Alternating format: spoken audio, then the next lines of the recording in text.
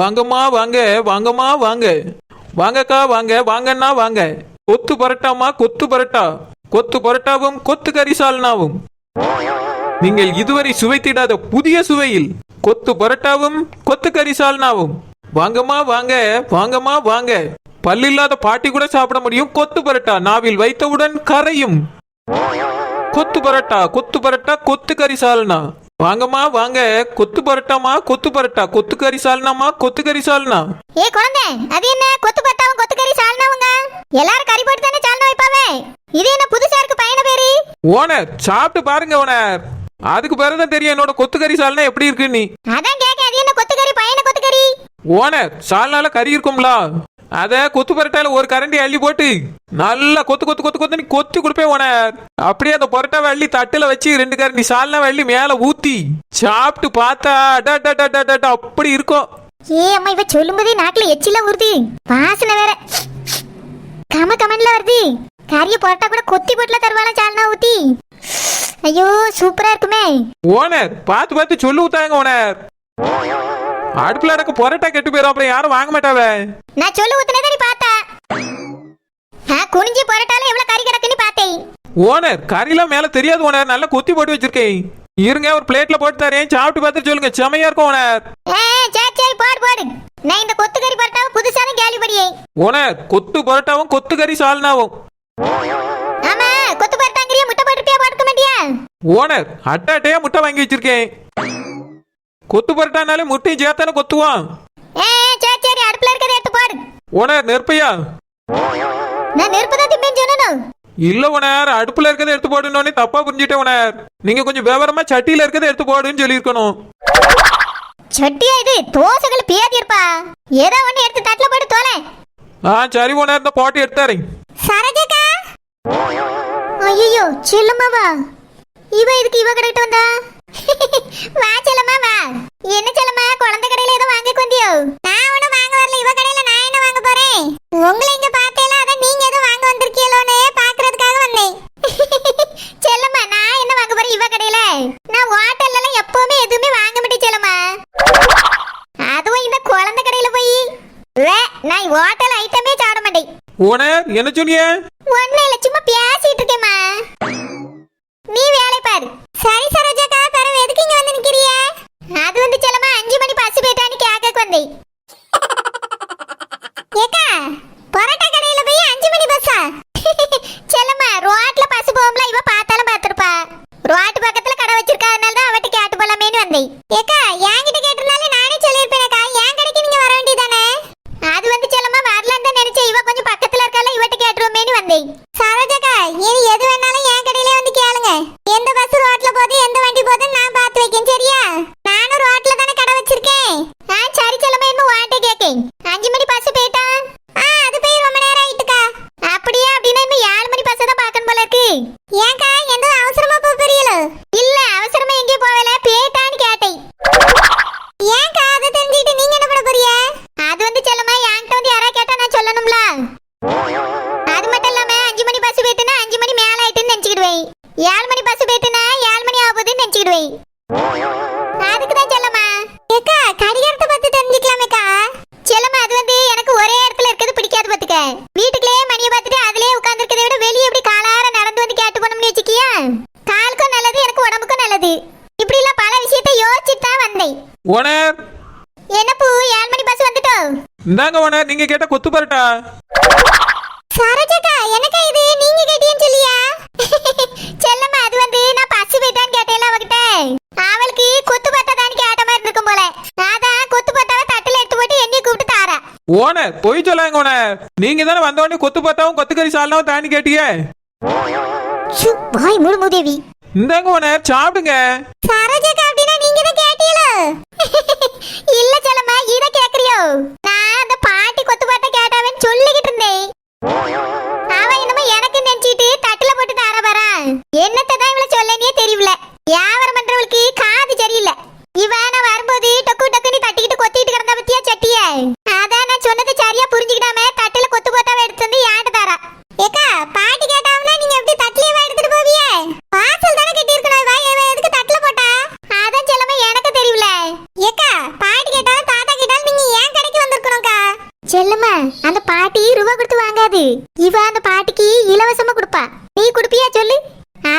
பாட்டிக்கு ஒரு உதவியா இருக்குமே நீ வாங்கிட்டு கொடுத்துடலாமே வந்தேன். அப்படியே பசி போயிட்டா என்ன யாருன்னு விசாரிச்சுட்டு போவேன். ஓனர் இந்தாங்க ஓனர் பிடிங்க. எவ்வளவு நேரம் தான் கையில பிடிச்சிட்டே இருக்குது. கொத்து பட்டாவும் கொத்துக்கறி சால்னாவும் ஆறிற போது ஓனர் சூடா சாப்பிடுங்க, அப்பதானே டேஸ்டா இருக்கும். வேற குழந்தை கடையில போய் கொத்து பட்டாவும் கொத்துக்கறி சால்னாவும் சாப்பிட்டே நல்லாவே இல்ல, சூடாவும் இல்ல, ஆறி போய் கிடந்துன்னு சொல்லுவிய. வேற கஸ்டமர் என் கடைக்கு வருவாங்களா? ஏய் யார் என்ன கொத்து பரோட்டாவும் கொத்துக்கறி சால்னாவா? கொத்து பரோட்டானா எல்லாத்தையும் கொத்தி தான போடுவாவே.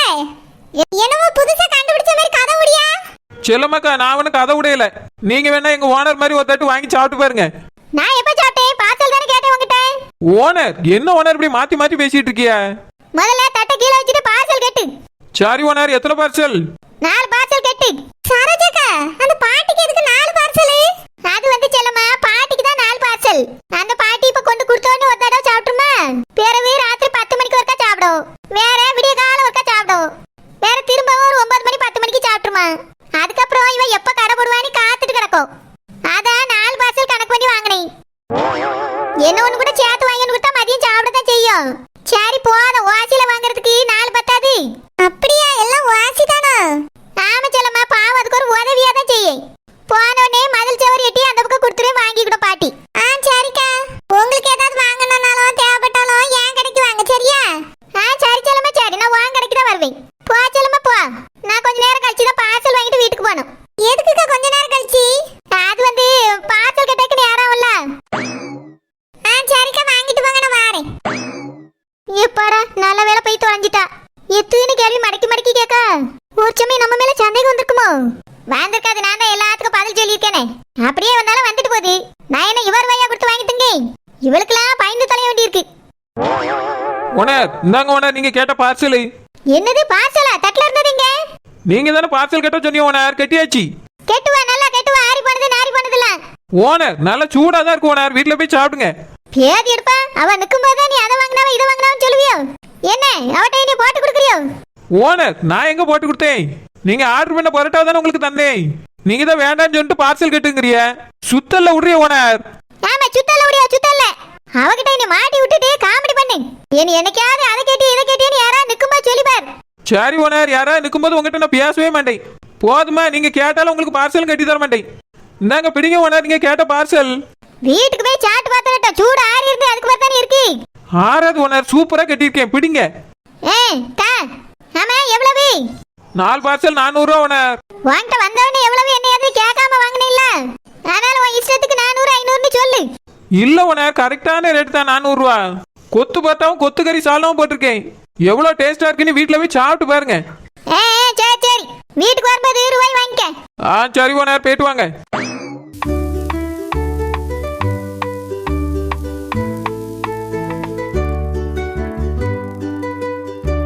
ஏழை குழந்தை என்னலாம் நீ கொத்து பரோட்டா வியாபாரமா? நீ கொத்துற சத்தம் அங்க வரைக்கும் கேக்குது, வாசனை ஆளை தூக்குது. தூக்கணும் பாட்டி தூக்கணும், அதுக்காக தானே கடை போட்டிருக்கேன். கொத்து பரோட்டாவும் கொத்துக்கறி சால்னாவும். அடேங்கப்பா பேர கேட்டாலே அமர்க்கலமா இருக்க. சாப்பிட்டு பாருங்க பாட்டி, அட்டகாசமா இருக்கும். ஆமா தினமும் இப்படி கறி மீனுன்னு வித்தா தின்னுபிட்டு என் வீட்டுக்கு போக முடியல. என் மருமவ அமுதா சண்டைக்கு வரா. வீட்டு வாசல்ல நாய் மாதிரி படுக்க வேண்டிய சூழ்நிலை வந்துடும் போல இருக்கு.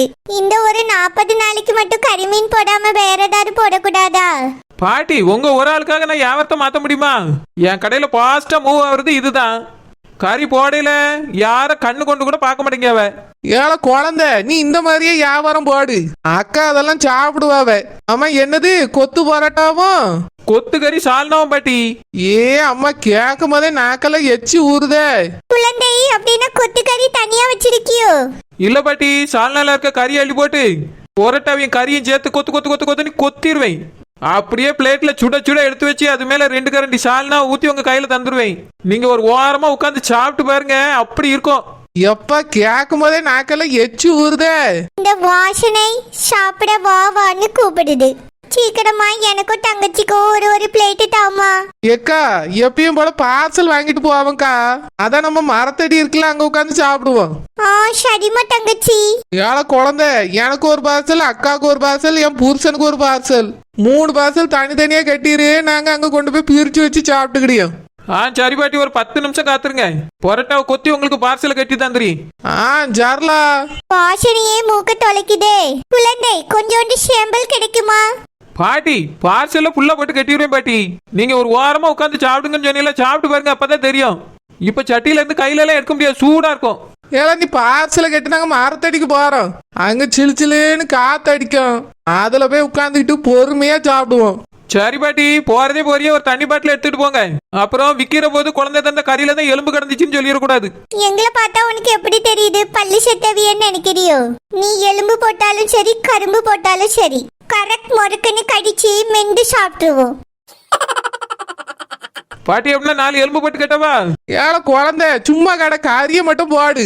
கொத்து பரோட்டால எலும்பு கிடந்தா டென்ஷன் தான் ஆகும். எலும்பெல்லாம் ஒதுக்கிட்டு நல்லா கறியா பிச்சு போட்டு கொத்து. சரி பாட்டி, இந்த கொத்தி கட்டி தரேன். ஏக்கா பார்சல் வாங்கிட்டு அன்னைக்கு மாதிரியே மரத்தடிக்கு போயிருவோம். ஜாலியா உட்காந்து சாப்பிட்டுட்டு ராத்திரி வீட்டுக்கு போவோம். தங்கச்சிமா கொழுந்தனா இருக்கு. அவருக்கு போகும்போதே எட்டி வாசல்ல குடுத்துட்டு போய் உட்காந்து சாப்பிடுவோம்க்கா. அவியலும் சாப்பிட்டுட்டு கிடப்பாவல்ல. கொத்து பரோட்டானா அவியலுக்கு ரொம்ப பிடிக்கும், விரும்பி சாப்பிடுவாவ. பரோட்டாவை தான் கடிக்க முடியல, பல்லு வலிக்குதும்பாவ. அதனால போற வழியில கிளவுனாத்த எட்டி கொடுத்துட்டு ஒரு தண்ணி பாட்டில எடுத்துட்டு போவோம். சரிம்மா தங்கச்சி, என் மருமவ அமுதா இன்னைக்கு வராம இருக்கணும். ஏக்கா வந்தாலும் அவட்ட சொல்லிக்கிடலாத, நான் இருக்கையில கவலைப்படாதங்க. சரிம்மா தங்கச்சி. பாட்டி, இந்தாங்க பாட்டி, பார்சல் கட்டியாச்சு. 3 பார்சல் 300 ரூபா பாட்டி. ஜர்லா இந்த ரூபா. சரி பாட்டி. ஏக்கா வாங்க போவோம். தங்கச்சிமா நானே ரூபா கொடுத்திருப்பேன் இல்லடா. ஏக்கா 100 ரூபா தானே, அடுத்த தடவை வாங்கும்போது நீங்க கொடுங்க, என்ன வந்துற போது. வாங்கக்கா, சூடு ஆடுறதுக்குள்ள போய் சாப்பிடுவோம். சரிம்மா தங்கச்சி. பா, என்ன ஒரு அழகான ஃப்ரெண்ட்ஷிப்பியா. அதுலயும் இந்த பாட்டி வயசுல என்ன ஒற்றுமை 2 பேருக்கும். நான் பார்த்த கிளவியெல்லாம் கடந்து யாசி தான் கிடக்க பார்த்திருக்கேன். இவ 2 பேர் தான் என்னமோ புதுசா பூத்த முல்லை மாதிரி அப்படியே சிரிச்சுக்கிட்டே தெரியாவ. பார்க்கவே நம்மளுக்கே சந்தோஷமா இருக்க. இந்த அக்கா தங்கச்சி பாசத்தை பார்த்து நம்மளும் கத்துக்கிடணும்.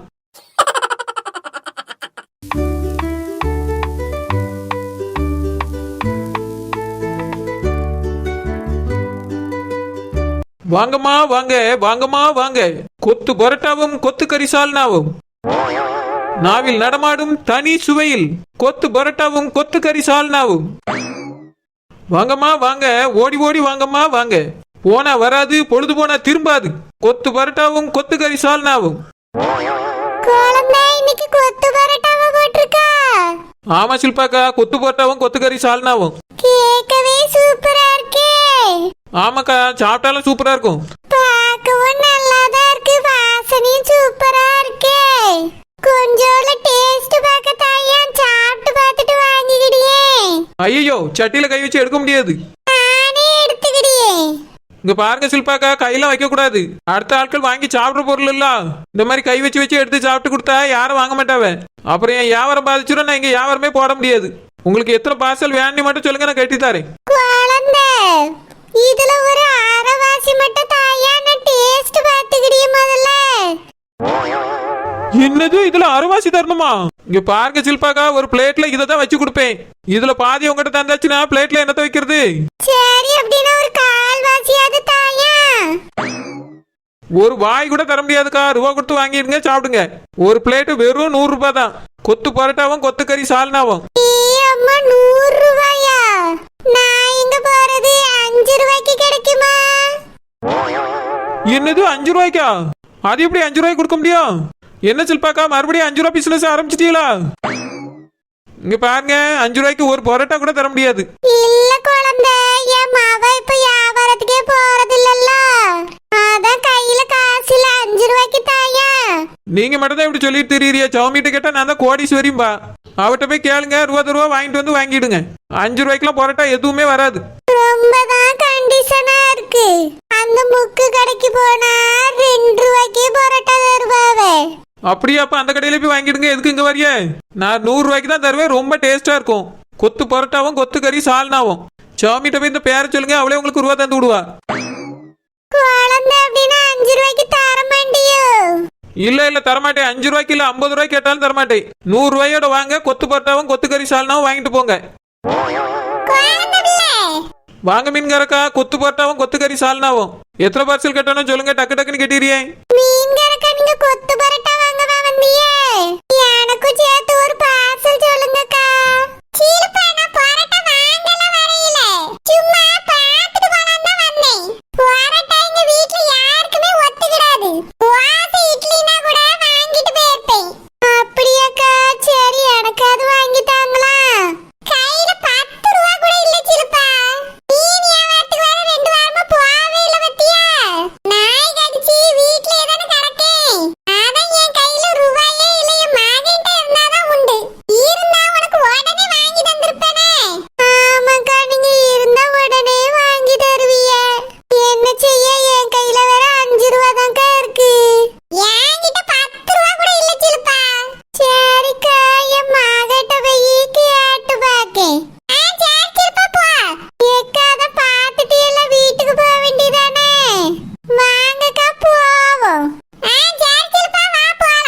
என்னது இது சில்பாக்கா மீன்காரக்காவும் கூட்டிட்டு போயிட்டாவே மீன்காரக்கா நின்றுந்தவன ஒரு 4 பார்சலாவது வாங்கிருப்பாவளே இப்படி வந்தையாவத்தி சில்பாக்கா நின்று கட்டு விட்டாவளே இப்ப என்ன செய்ய இன்னைக்கு யாவர் நடக்குமா நடக்காதா குழந்தை பிள்ளை கொத்து பரோட்டாவும் கொத்து கறி சால்னாவுமா பேர் கேட்கவே சூப்பரா இருக்கு ஒரு 3 பார்சல் கேட்டு குழந்தை பிள்ளை சரி மீன்காரக்கா கட்டித்தாரேன் சில்பாக்கா கூட்டோன்னே அப்படியே பேட்டியலோன்னு நினைச்சிட்டேன் ஆதி எப்படி போவே அவளுக்கும் சேர்த்து வாங்கிட்டான்னு கேக்கா ஆதாவ கூட வீட்டுக்கு போற மாதிரி போயிட்டு ஓடி வந்துட்டேன் சரி மீன்காரக்கா இந்த கட்டித்தாரேன் வாசனையே நல்லா இருக்கே சாப்பிட்டு பார்த்தீங்கன்னா டேஸ்ட் அதை விட சூப்பரா இருக்கும்க்கா சரி குழந்தை பிள்ளை சீக்கிரமா கேட்டு மீன்காரக்கா ஐயோ பார்சல் கட்டு